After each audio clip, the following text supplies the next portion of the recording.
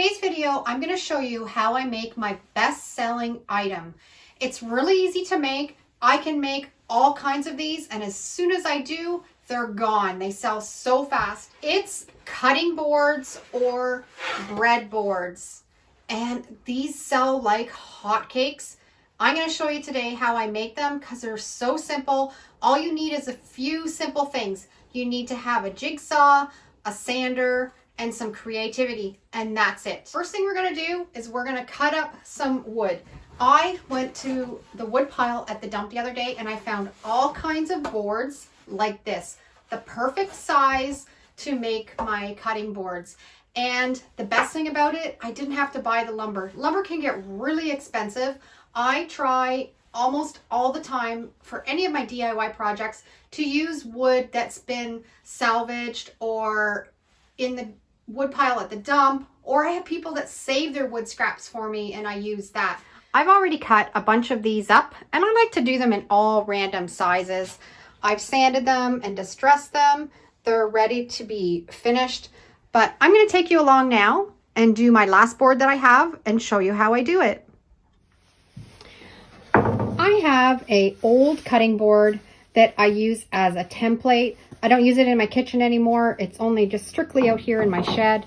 And I just put it down on this piece of wood.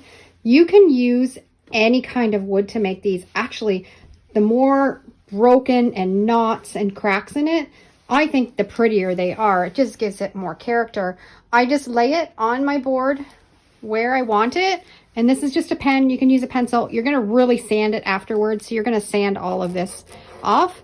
And I just trace it along, and then when I want to do the length of it, I just pick, I always do random lengths, but I just use the end of the cutting board and I just draw a line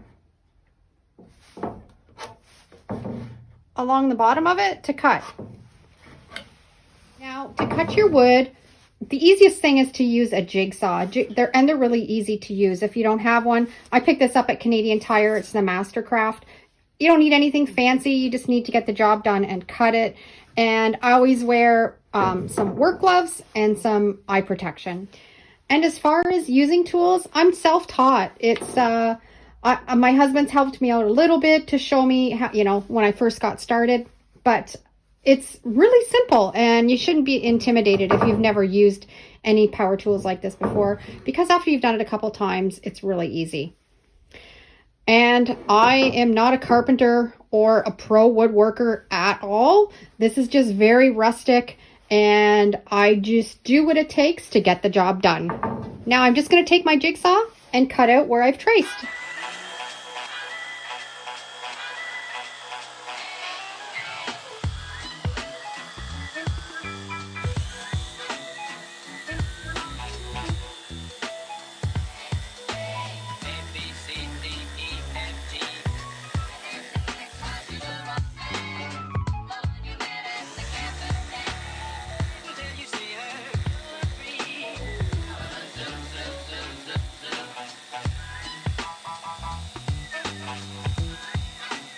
That's it for cutting the board. And don't throw these out. I cut them with my chop saw into squares or rectangles and turn them into signs also.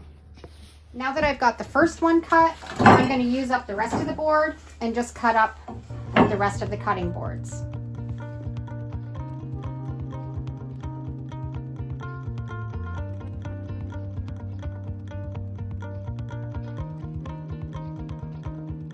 We got them all cut out.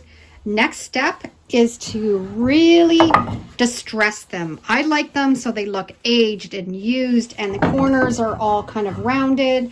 And I just do that with a hammer. I just go crazy with a hammer, banging it. I use this end and put little holes in it around the edge. As you can see, I really banged it up with a hammer around the sides. And now we're ready to sand. I'm just using a palm sander. This came from Princess Auto in Canada. Works perfect. You don't need a real expensive one. You just need one that sands. And this is a really heavy grit. I want to really distress this. This is 50 grit. You can start off with an 80 and see how it works for you. I just know that I like mine really rustic, so I start right off with a 50 grit.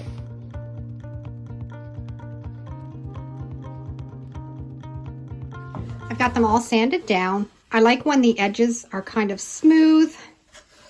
And now we're ready to drill a hole in the top. I've just got my drill and a big drill bit, and I'm just going to drill down the center on all the boards.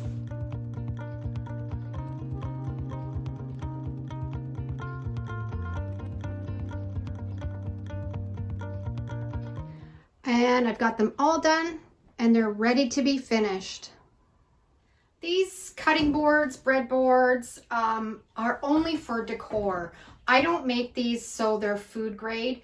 If you know more about that, then that's something that you could do, but I'm not really sure about the different kind of wood that you should use if you're going to be putting food on it, or the different types of oil that would be food grade. That would be something that you would want to look into and make sure you're using the right products. These are sold just as decor, and a lot of them I'm going to be doing painting techniques and stuff like that on that they wouldn't be able to use them for serving food on anyways. My favorite way to finish these is to stain them, and this is actually a wood stain that I picked up in the Oops section. It was a mist tint and it was a couple dollars, so it was a great deal, and it's a really nice dark almost black color. I just finished staining one already and I love the way that it turned out, and you can see how it accents all those little places where I hit with the hammer and makes it look really old. I'm going to do some of these in the stain. I'm going to paint some of them. I'm going to do different techniques on a bunch of them.